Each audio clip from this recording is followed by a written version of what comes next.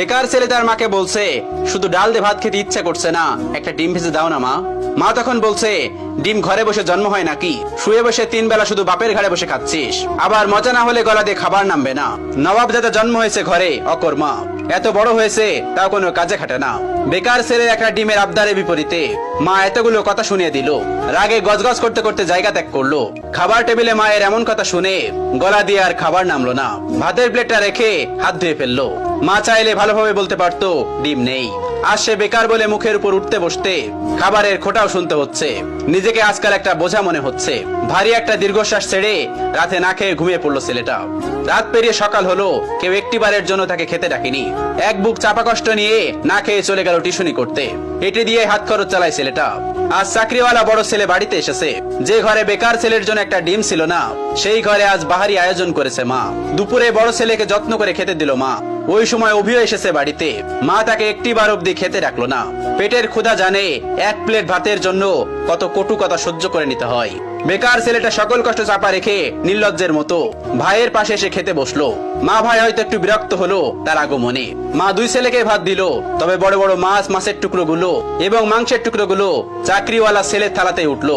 অভি মাথা নিচু করে এক থালা কথা নামক খাবার হজম করছে। আর সেই ফাঁকে মা বড় ছেলের ভাতের নিচে বড় সড়ক একটা চিংড়ি গুজে দিল, যা চোখ এড়ালো না বেকার ছেলেটির। কে বলল বাবা মায়ের ভালোবাসা সব সন্তানের জন্য সমান হয়? এই যে মায়ের ভালোবাসায় কত ব্যবধান, এই কষ্টগুলো কাউকে বলা যায় না, আর সহ্যও করা যায় না। আজ তারও একটা চাকরি হলে মা তাকেও নিশ্চয়ই এভাবে এক্সট্রা খাতির যত্ন করত। কথায় কথায় মন্দ বলতো না। হঠাৎ চোখের কোনায় 2 ফোঁটা জল চিকচিক করছে ছেলেটার। সাথে সাথে খুব গোপনে তা লুকিয়ে প্লেটের ভাতগুলো চুপচাপ খেয়ে নিল। বিষণ্ণ মনটা নিয়ে শুয়েছে ছেলেটা কিছুক্ষণ। এরই মধ্যে মুঠোফোনটা বেজে উঠলো। তার প্রিয় মানুষটি ফোন দিয়েছে। তার প্রিয় মানুষটির ফোনের নামটা দেখে অভির মুখে হাসি ফুটে উঠলো। রিসিভ করার সাথে সাথে তার প্রিয় মানুষটি ব্যস্ত কণ্ঠে বলল, অভি, তোমার সাথে বিকাল 4টায় আমি দেখা করতে চাচ্ছি। আমি নদীর পাড়ে অপেক্ষা করছি তোমার জন্য। তুমি তাড়াতাড়ি চলে এসো, জরুরি কথা আছে। অভির হাসি মুখটা চুপসে গেল এক নিমিষেই। পকেটটা একেবারে শূন্য। টিউশনির টাকা পেতে এখনো 10 দিনের মতো লাগবে। নিজের কাছে গাড়ি ভাড়াটাও নেই। তবুও মৃত্যু হেসে তার প্রিয় মানুষটাকে বলল, ঠিক আছে, আমি আসছি। অভি সাথে সাথে রেডি হয়ে নিল। ভয়ে ভয়ে বাবার রুমে গিয়ে ভীতু কণ্ঠে বলল, আব্বা। বাবা তখন বললেন, হ কোন সাহেব, গায়ে বাতাস লাগাতে যাচ্ছেন বুঝি? বাবার ঠেস মারা কথা গায়ে মাখলো না অভি, বরং অনুনয় করে বলল, আমাকে 100 টাকা দিবেন আব্বা, খুব আর্জেন্ট দরকার। বাবা তখন বলল, টাকা তো আর গাছে ধরে না যে তোকে ছিঁড়ে ছিঁড়ে দিব। নিজে কামাই করতে পারিস না? মানুষের ছোট ছোট পোলাপানো কত টাকা কামাই, পুরো সংসার চালাই, আর এত বড় দামড়া হয়েও বাপের কাছে টাকা চাও? এই লজ্জা করে না তোর? তুই সারাদিন গায়ে বাতাস লাগায় বেড়াবি, আর প্রত্যেকদিন তোর আমি টাকা দিব? অনেক তো বাসায় বাসায় খাওয়াইছি, আর না। তুই আমার সোজা সাপটা কথা শোন, আমি তো এত পকেট খরচ দিতে পারবো না। এখন থেকে নিজে নিজে ইনকাম করে খা, আর তা না পারলে আমার ঘর থেকে বাইর হয়ে যা। এত ঝামেলা আমার সহ্য হয় না, তুই আমার চোখের সামনে থেকে দূর হ। বাবার এতগুলো কথা শুনে ছেলেটার বুকটা মোচড় দিয়ে উঠলো। ভারী কয়েকটা দীর্ঘশ্বাস ফেলে নিঃশব্দে বের হয়ে আসলো ঘর থেকে। এদিকে প্রিয় মানুষটা বারবার কল দিয়ে তাকে তাড়া দিচ্ছে। নিজেকে সামলে নিল অভি। বাগান থেকে একটা গোলাপ ছিঁড়ে নিজের পকেটে রেখে দিল অভি। অতঃপর পায়ে হেঁটেই গেল যথার্থ স্থানে। প্রিয়তমা আগে এসে বসে আছে। অভিকে দেখে উঠে দাঁড়ালো এবং বিরক্ত কণ্ঠে বলল, এত দেরি করলে যে? জানো আমি কতক্ষণ ধরে বসে আছি? অভি তখন বলল, সরি আমার অনুরাগী, রাগ করো না আমার উপর, আসতে একটু দেরি হয়েছে। প্রিয়তমা তখন বলল, চুপ করো, চুপ করে থাকো, নিশ্চয় টাকা ছিল না? নিশ্চয় পায়ে হেঁটে এসেছো? অভি তখন মাথা নিচু করে ফেললো। প্রিয়তমা তার হাতে একটা কার্ড ধরিয়ে দিয়ে বলল, সারপ্রাইজ। ছেলেটা তখন বলল, কি এটা, কিসের কার্ড? তখন তার প্রিয়তমা তাকে বলল, এটা আমার বিয়ের কার্ড, ফার্স্ট আমি তোমাকেই দিলাম, এসো, কিন্তু তুমি কিন্তু একদমই মিস করবে না। ছেলেটি তখন বলল, মানে কি বলছো তুমি, সত্যি বলছো? মেয়েটি তখন বলল, হ্যাঁ সত্যি বলছি। অভি কাপা কাপা হাতে কার্ডটি খুলে দেখে নিল। তার বুকের বাপাসটায় চিনচিন করে ব্যথা করছে। কাপা কাপা কণ্ঠে জানতে চাইলো, 3 বছরের সম্পর্কের, তবে আজই কি ইতি কথা? প্রিয়তমা তখন জোর কণ্ঠে বলে উঠলো, হ্যাঁ। ছেলেটি তখন বলে উঠলো, আচ্ছা, ভালোবাসতে না আমায়? তুমি এত স্বাভাবিক, কষ্ট হচ্ছে না তোমার? কি করে পারবে তুমি আমাকে ছাড়া অন্য কাউকে বিয়ে করতে? প্লিজ প্লিজ এমন করো না, বলো এসব মিথ্যে।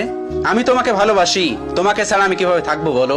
প্রিয়তমা তখন বলে উঠলো, দেখো, আবেগ দিয়ে জীবন চলে না, কম অপেক্ষা তো করলাম না তোমার জন্য। আমি আর আমার বাবা মাকে কষ্ট দিতে পারবো না, আমি চললাম। তখন ছেলেটি অনুনয় বিনয় করে বলছে, আমার হয়ে থেকে যাও না প্লিজ। প্রিয়তমা তখন বলে উঠলো, রাখতে পারবে তুমি? ছেলেটি তখন আবারও বলল, আমাকে আরো কয়েকটা দিন সময় দাও না প্লিজ। প্রিয়তমা তখন জোর কণ্ঠে বলে উঠলো, রাখতে পারলে এক্ষুনি, আর না হয় আর আটকিও না। ছেলেটি হাঁটু গেড়ে বসে পড়লো মাটিতে। কিভাবে আগলে রাখবে নিজের ভালোবাসাকে? সে তো নিজেই বেকার, বাসায় নিজেরই তো জায়গা হয় না। তার উপরে অন্য কেউ তো নয়। অতঃপর মনের বিরুদ্ধে যে মাথা নিচু করে বলতে হলো, সরি অনুরাগী, তোমাকে রাখার সাধ্য যে আমার নেই। চলে যাও, তবে সুখী হও স্বামীর ঘরে। ভালো থেকো আমার না হওয়া প্রিয়তমা। বিদায় আমার অনুরাগী। অতঃপর 3 বছরের ভালোবাসার দাপন হলো বেকারত্বের কারণে। এভাবেই প্রতিনিয়ত হাজারো বেকার ছেলে হারায় তাদের প্রিয়তমাকে। অভি টলতে টলতে নদীর কিনারায় বসে পড়লো। নিজেকে পাগল পাগল লাগছে। প্রিয় হারানোর যন্ত্রণা এত তীব্র কেন, এত ব্যথা কেন? এই তো মনে হচ্ছে দমটা বের হয়ে যাবে তার। বুকের বাপাসটা ঝলসে যাচ্ছে তার। চোখ দিয়ে ঝরছে নীরব অশ্রু। বেকারদের এই নীরব অশ্রু লোকচক্ষুর আড়ালেই রয়ে যায়। বুক পকেটের শখের গোলাপটা আর দেয়া হলো না, আর দেওয়া হলো না প্রীতমাকে। অভি উঠে দাঁড়ালো এবং গোলাপটা ছুঁড়ে ফেললো নদীর পানিতে। অতঃপর দাঁড়িয়ে বিড়বিড় করে বলল, বেকারত্ব মানে রোজ হাজারো স্বপ্নের বলিদান। বেকারত্ব মানে হলো রোজ বাস্তবতার অনলে পোড়া। বেকারত্বের মানে হলো জ্যান্ত কতগুলো লাশ। বেকারত্ব মানে হলো জীবনের খাওয়া সেরা বাস। গল্পের শেষে আপনাদেরকে বলছি, ওই যে আপনার বাড়িতে বেকার ছেলেটা আছে না, যাকে সারাদিন বাসা থেকে বের করেন, খাবারের খোঁটা দেন, হ্যাঁ তার কথাই বলছি। বিশ্বাস করুন, এই মানুষগুলো ভিতরে ভিতরে প্রতিনিয়ত শেষ হয়ে যাচ্ছে।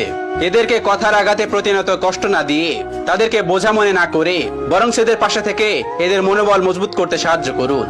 পারলে একটা কাজ জোগাড় করে দিন, মানসিক শান্তি দিন। পারলে এদের একটু বোঝার চেষ্টা করুন। শুনুন, একটা পরিবার থেকে একটা মানুষ সাপোর্ট পেলে একটা মানুষ সারা বিশ্বকে জয় করতে পারে। আচ্ছা, এরা তো এমনিতেই বেকার থাকছে, তাই না? জানেন তো এই শহরে আজকাল চাকরির বড়ই অভাব।